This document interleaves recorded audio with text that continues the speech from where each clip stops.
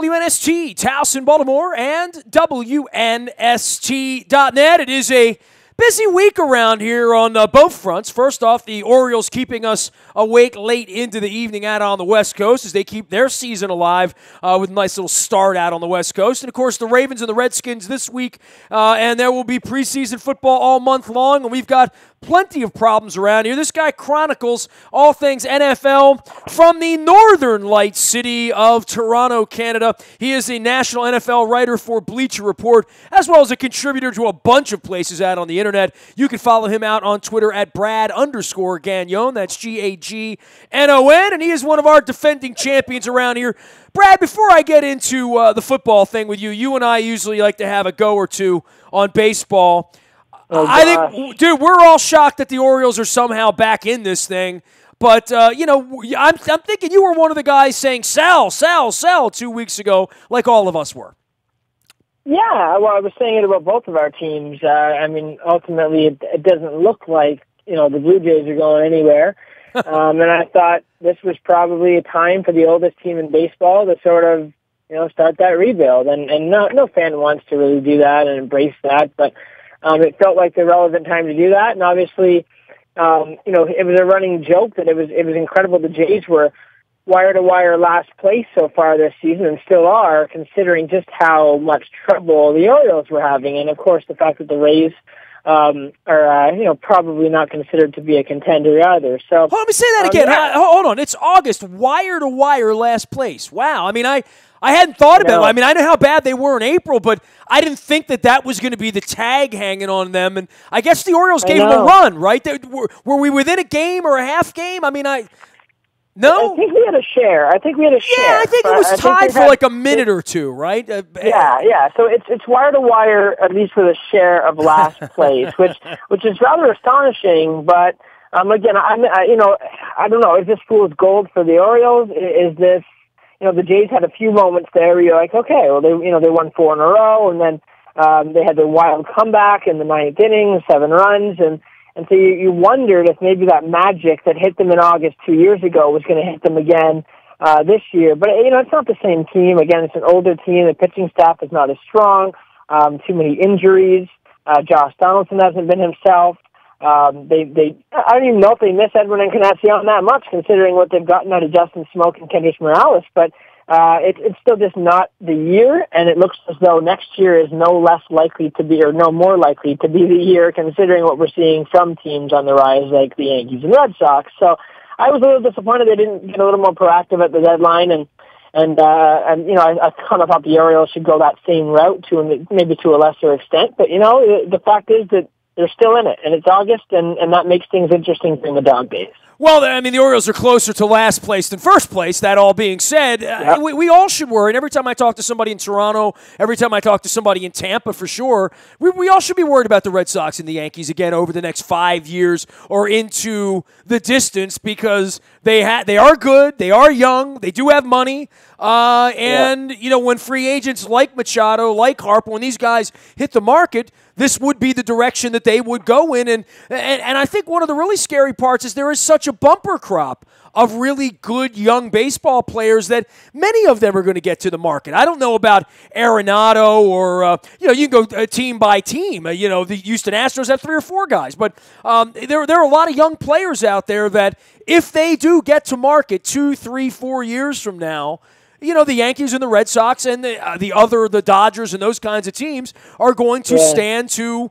They've done a lot of things with collective bargaining. They've done a lot of things with revenue sharing. They've done a lot of things to level the playing field. I know Manfred, and before that, Selig would like to fly the flag and say 26 of our teams have been in the playoffs in the last years, and we have different World Series. But we're starting to stack up, from my eyes, again here for what the Red Sox and Yankees do.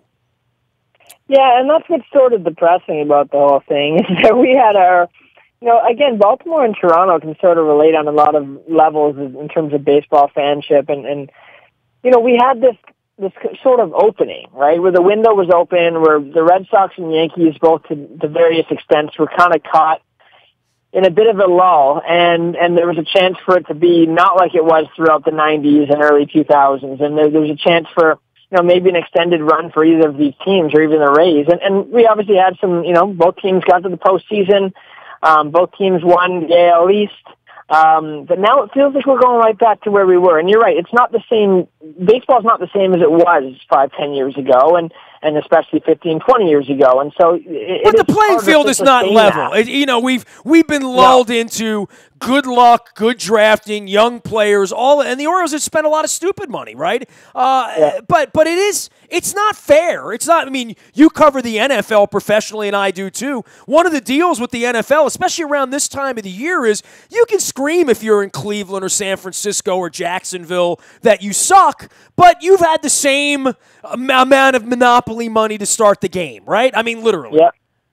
Yep, exactly. And that's what I love about the NFL, and that's what I love about sports that have gone out of their way to create that even playing field, to create as much parity as possible. And when you cover a league broadly, that's even more advantageous. It just, it feels like bad business when you're kind of alienating the majority of your markets, essentially, by having a few have the ability to rise to the top the way that they have, and they sort of have assistance in doing so. So, the system itself just has always seemed so backwards to me, in that you have so many fan bases that aren't showing up at ballparks in August and September because, first of all, obviously the playoff format, even with the second wild card, makes it so that a lot of teams are already out of contention, but the system itself makes it so that a lot of teams were never going to be in contention, and any kind of hope that they want to create with team branding or whatever it might be in April the magic is gone by the time we reach August and September for really at least half of the teams in baseball. Well, in a good year, it's certainly half the National League at this point. Brad Gagnon joining us here, even though we are discussing baseball from the great city of Toronto, Canada. The real truth is they all love hockey up there, and I know that from my visit with the Maple Leafs. But you and I will fight about the Maple Leafs and the Capitals, I'm sure, many, many times in the coming days. But it is football season. Mm-hmm. Dude, nobody's had it a little raw. I don't want to play, cry pretty purple me down here in Baltimore, but boy, the Ravens have been through the ringer here, with injuries since the spring. I don't know that any team has been hit, more varied and in more roster spots, especially in the offensive side of the ball, than the Ravens. But then there's just the quarterback issue of first day of training camp. Your quarterback can't come, can't get on the field, and Colin Kaepernick's trying to get here, and the commissioner and the owner having to answer questions, and one of your starting guards decides he's going to leave after CTE, and it's been sticky around here, and I know we're not even through the first preseason game yet, Brad, but there's palpable concern around here about this thing getting off the trail. Yeah, I get it, and the one thing I try to, as again, it's not I'm not a Baltimore guy specifically. The beauty of covering the league broadly is that I do get that sort of that look at all 32, and from my perspective, whenever I speak to folks in different markets who are going through these pains, if you will, and and folks in I don't even know if folks in Los Angeles, whoever the heck the Chargers fan base, wherever it's based at this point, have dealt with that to an extent right now as well. Obviously, there's been some big injuries in other cities. So, well, you're right, Baltimore's been hit the hardest. Now, everyone, for the most part, gets hit. And the timing of when you get hit is sometimes more important than whether or not you get hit. I mean, everybody gets hit for the most part. There are teams that get more injuries than others. But I always like to be, I'm glass half empty. I'm a negative dude. But right now, if I'm a Baltimore sports fan, if I'm a Ravens fan, I'm thinking, good thing this is happening now. It's going to happen to other teams later. It's going to happen to somebody in December like it did with Oakland losing Derek Carr or Tennessee losing Marcus Mariota in Week 16. It's going to happen to somebody in January. It's going to happen to somebody in November, every other month, right? So having this happen now where, for the most part, you're right, you lose a guard to, for good, and you lose guys to IR. But, Joe Flacco, it looks like is going to be okay. John Harbaugh had, said yesterday he feels confident he's going to be able to suit up by the time week 1 rolls around and possibly way before that. But there's nothing right now that you're like, oh, the Ravens are screwed. They can't come back from this. And it's August 8th? August 8th. So I think the timing is the one glass half full way to look at this. And you got to remember that, again, law of averages is, you don't get hit as hard later in the year if you get hit hard early in the year. Might not be the case. Might be Murphy's Law. Might be a disastrous season for the Ravens. Might lose guys all throughout, and at the end of the year when Football Outsiders puts together that adjusted games lost total, they'll be number 32 on the list. But there's a very decent chance that they're going to rebound from this, and that we're going to be kind of looking back in September, October, and saying, oh, remember when we went through that foul spell at the beginning of August? Things could be worse, dude. We could have Jay Cutler as our quarterback. You could have Jay Cutler as your quarterback. You could have Cam Newton as your quarterback, who right now is dealing with much, it looks like, more dire injury situation. And you could have Andrew Luck as your quarterback, who is also dealing with that. Now, of course, I'd take Luck or Newton any day of the week over, maybe Joe Flacco. Don't hang up on me for saying that. But ultimately, there are worse, scarier injury situations around the league. And if I'm a Colts fan right now, my panic meter is way, way higher than it is if I'm a Ravens fan. He is Brad Gagnon at Bleacher Report. You can follow his journey out on Twitter at Brad_Gagnon, Gagnon. He's out at Bleacher Report doing all things NFL and on the trail of fake football. I think we all dislike fake football, but from the coaching perspective and the hard knocks perspective and the who's going to be in there, if you're a Ravens fan this week, next week, paying attention to all, this is very, very far from a set roster. It's very, very far from, just 11 guys getting on the field on offense or defense. There are going to be plenty of jobs being won around here, and I think that does make the preseason a little more compelling, maybe in the first half, to see who's running around and who's making plays, quite frankly, in this close to a simulated game environment we're going to get.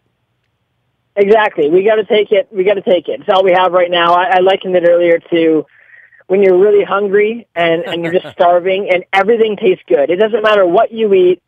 You could serve me up, liver and onions, which is not my favorite meal in the world, and I would be like, okay, I'm starving. I haven't eaten in 2 days. This is fantastic. So you say that, and the TV ratings were through the roof last week for that goofy game that they play, that they didn't even play a couple years ago because they didn't have the turf right, and they got bonkers television ratings, and I'm like, it is a little bit like starving in the desert and saying, well, I don't like liver and onions, but I'm going to eat it for 15 minutes tonight. That's exactly what it is right now. We're all starving, man. It's been 6-7 months, and so basically they'll serve us up 4 weeks worth of liver and onions, and we're going to smile and swallow it down. Well, for you with these teams, and Tampa's on Hard Knocks this year. We have other dramas going on, like in Atlanta where they're trying to figure it out, and in Miami where they now have a new quarterback. Some thoughts about some teams that you are interested in and on the come here that you're watching during this preseason that you think can win double digits in this league this year? The Titans are the team that always comes to mind. All off season when I get a question like this, the Titans come to mind first. And that's because, first of all, you just got so many layers, right? You have Marcus Mariota entering his third year. Is this going to be the big breakout season for him? There were a lot of signs last year that it would be. Then you have the injury layer with Marcus Mariota as well. And he's apparently going to play some snaps on Saturday when they kick off their preseason. He looks as though he's fully healthy now or something close to that. But, we thought that about Ryan Tannehill, right? And he came back from an injury where he was apparently ready to go, and now he's gone. So that's a factor. That adds some drama. You've got Corey Davis, the first-round pick, who they're calling a starter despite the fact he's week to week with an injury himself. You've got a great young offensive line, a good young running back supporting a good old running back in Derrick Henry and DeMarco Murray. They've rebuilt that defense slowly but surely, spent money in free agency, 2 first-round picks, Adoree Jackson at cornerback. I mean, it's just a fun, exciting young team, and there's a lot of questions surrounding them and a lot of position battles that are open as they enter their preseason. Now, that's a wide-open division. No one's challenging New England as of right now, but at some point someone might have a chance to, and I wouldn't be shocked if the Titans kind of emerged as one of those teams. So, and then you look in the other conference, and you got kind of a mirror image in a weird way as the Tampa Bay Buccaneers. Also, the number 1 pick from the same draft of Mariota, the guy picked right ahead of him, and Jameis Winston, and obviously they bring in Deshaun Jackson. How is he going to jibe with Howard and Mike Evans? They're 2 young, stud pass catchers. They've also been rebuilding on defense. They've also been rebuilding their offensive line. They get Doug Martin back now after, an injury-plagued kind of derailed season. So those 2 teams are intriguing to me, and it's year free for those 2 young quarterbacks. So it's going to be a lot of fun to see how they perform as sort of the wild cards in 2017. Well, it was a lot of hype last weekend for the Cowboys, and obviously Jerry Jones doing his thing. boy, I'm not sure I'm buying what they're selling. I mean, 13-3 is lofty. They could have been 14-2 had they won the last week in a giveaway game. That was nice. That was gaudy. That was sort of out of the blue and random. I think it's going to be more of a struggle for them this year. I think the same thing for the Falcons. And I think the Panthers were a great example of that last year. It's really hard to put one of those 12 and 13 win seasons together, despite how easy the Patriots seem to make it look. Yeah. So much of this game is mental, right? And so much of it is about what's happening in the locker room. So much of it is about camaraderie. And I know that stuff, that people who are heavy into stats despise because it's not quantifiable. It's not something we can really measure, but I think it's a big factor in football. And I think that the two teams you touched on there are perfect examples of sort of a case study this year and how will they be affected by trauma, right? By football trauma. And in Atlanta's case, that's blowing a 25-point lead in the Super Bowl, which is really just unprecedented. And how do you recover from that as one of the youngest teams in football? I mean, that defense is so young. Are those guys going to be, affected by that this year? You lose both of your coordinators, including, the coordinator of the Galaxy, apparently, in Kyle Shanahan. And now you've got to battle back from that. And that's difficult because Super Bowl hangovers are already a thing. And so I can't imagine what kind of hangover. That's like a red wine until 4 a.m. kind of hangover, Super Bowl hangover, when we're talking what they went through. And so that's a factor for them, even though on paper they look fantastic. How are they going to rebound? And then for the Cowboys, it's the trauma of what's going on with Zeke Elliott. What's going on with these 5 or 6 guys that are facing or already know they're dealing with suspensions at this point in time? How is Dak Prescott going to rebound potentially without Ezekiel Elliott in the backfield for a few weeks if he is indeed suspended, or with an offensive line that's not quite what it used to be, still one of the best in the league, but not quite what it used to be. And Jason Witten's aging. And the sophomore slump questions were already a question regarding Dak and Zeke, because we know guys can take over the league the way they did last year as rookies, or to a similar extent, and then the league figures you out. That's the beauty of this league. So all those factors for Dallas, considering the fact that they're also in a division that's highly competitive, hasn't been repeated as champions in over a decade in terms of two teams or one team winning in back-to-back years. All those factors make me worried about the Cowboys as well. So those two teams, again, on paper, yeah, one of them should have gone 14-2 last year. The other one went to the Super Bowl and didn't lose anyone in free agency or didn't get worse in the off season. But I'm very concerned about both of them. Brad, last thing for you. You're the Canadian guy. Give me some Colin Kaepernick thoughts. And, if a hockey player for the Winnipeg Jets decided to sit during O Canada, how would that play up there? And I guess here we're seeing how that plays. You get blackballed. You don't get employed. Yeah. It's pretty obvious. Yeah, I mean, it's a shame, but it is somewhat political. I mean, it's not even somewhat. It is political. And the NFL is a business, and it's sad that you don't get blackballed for domestic abuse, and you don't generally get blackballed for pretty much anything, drugs, you name it. And yet, you're blackballed for something like this. It's a shame. I didn't like the way the Ravens organization kind of, essentially, tested their fan base by putting it out there, floating it out there to see how they'd respond. I thought that was kind of an odd strategy. I think if you're going to do it, your principles are there or they're not. So that was a bit of a shame. I thought he was kind of a bit of a pawn in that situation. And, whether or not you agree with the politics or not, the reality is that, my country, your country, America, Canada, we're founded on the idea of being able to do that, to be able to protest. And so I'm Canadian. We're liberal. We're obviously a little bit more on the side of let Colin do what he wants and don't hold it against him for doing it. And if you don't share his opinion, that's okay. You don't have to share his opinion. That's the beautiful thing about having a free country like this and like yours. So that's where I stand personally. I think it's a shame that he's being, it's being held against him. But I also don't judge anybody for thinking that that's not the way you should act. That's the beauty of to each his own, right? So hopefully someone picks him up and he plays some great football at some point in time, and that makes people forget about what the heck went on over the last year or so, and whether they agree with it or not. When's hockey training camp start? That's the real question in your town, I'm sure. Yeah, right now, especially with the we got a few weeks, and the hype around the Leafs is as high as it's ever been right now since 1967 when they last won the Cup. I'm keenly aware. There were girls, there were boys, there was blue, there was beer, there was cheers, there were tears. So I was up there for all that. Brad, it's always great to check in with you, man. Hope you're enjoying your summer despite the Blue Jays not being where you want them to be. But it is football season. We'll be following you at a Bleacher Report for all your NFL coverage, as well as at Brad_Gagnon on Twitter. Always a pleasure, my brother. Take care. Yeah. Thank you very much for having me. Oh, Canada. He's from the land of Geddy Lee, and that makes him okay with me. The Buy-It Toyota Audio Vault is there 24 hours a day from anywhere in the world on your mobile device by downloading the TuneIn Radio app. It allows you to listen for free, even in Canada. The morning newspaper ships to your email inbox 7 a.m. each and every morning. That's all brought to you by Planet Fitness and PlanetFitness.com, where it's always $10 a month to get in the best shape of your life. If there's any breaking news, Ravens, it's always bad news. I can't control that. But if there's any Orioles, comings, goings, ups, downs, trades, you get it first in the WNST text service. Never fake news, never spam. 10 years guaranteed. Always brought to you by Coons Ford of Security Boulevard. Dennis Kolatzis will be here on Thursday from 3 until 5. Driving you home, it is the SSV on WNST.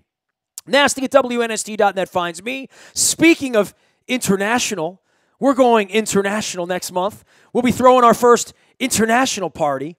Is that true? It is our first WNST international party, isn't it? I think it is. Pretty sure it is. We never played anywhere else. I've never thrown a party in Toronto. Not that anybody knows about, anyway. Wembley Stadium, the Ravens are making the trip. We're going to have a big party on Saturday. I'll have all the details up at WNST.net. It will be free to attend, open to everyone, and it's a pretty good place and a pretty good idea. I've already sampled the chips and the fish and chips and the beer there, so I know it's good. Nasty at WNST.net finds me. Facebook, Twitter, LinkedIn, Snapchat, Instagram, and, of course, streaming live on our Facebook as well as our YouTube WNSTV channel. I am Nestor. We are WNST.net, AM 1570, and WNST Towson, Baltimore, and we never stop talking Baltimore sports.